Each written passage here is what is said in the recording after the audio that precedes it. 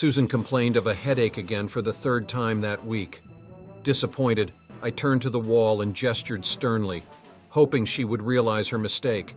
After only 10 minutes, however, my wife's breathing became steady, and I realized that she had fallen asleep. Left alone with my own thoughts, I tried to fall asleep, but without success. Unhappy with everything, I grumbled as I headed for the bathroom. This is absurd. Has marriage really come to this? Would it really be over in just 6 months after the wedding? However, before reaching the bathroom, I stopped at the slightly ajar door to my mother-in-law's room. I don't know why, but I froze on the threshold. One look at the bed was enough to make me even more angry. No, I had a normal relationship with my mother-in-law, but I was sure that all our problems with my wife were because of her. It seemed that my wife was embarrassed to be with me when her mother was sleeping behind the wall. Of course, I realized that it was all my own fault because I had not yet earned an apartment, but it did not prevent me from being angry with my mother-in-law. However, this time my anger was quickly replaced by something else. Thanks to the fact that Donna, that was my mother-in-law's name, always slept with a dim nightlight on, I saw that she was half open.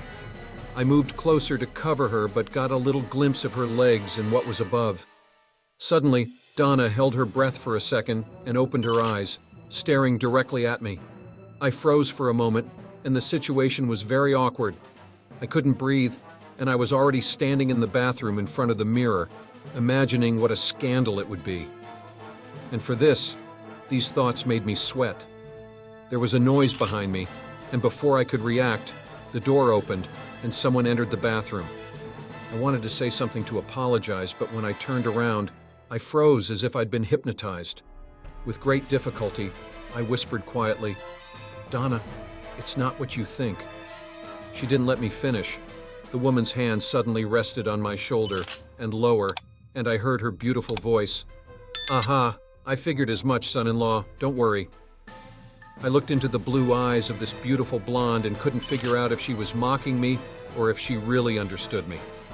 It didn't take long for the answer to come. My mother-in-law suddenly kissed me. It was kind of crazy. I could only imagine what Susan would do to me if she saw all that. After all that, I crawled into bed with my wife and turned my back to the wall again. Suddenly I heard her say, "Are you asleep?" I said no. "Are you offended?" Susan whispered and pressed herself against me, but I pulled away. The next morning was very disturbing for me.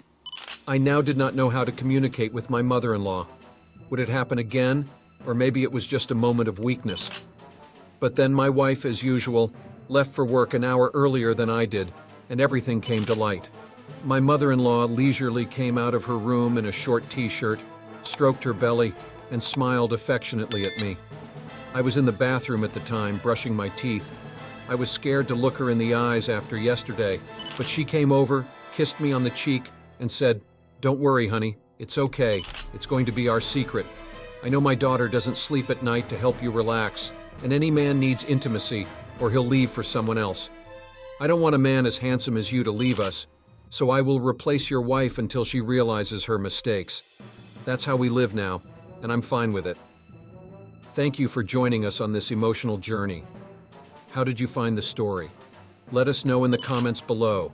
Don't forget to like and subscribe to our channel for more compelling narratives and engaging content. Your support means the world to us. Until next time, stay tuned for more.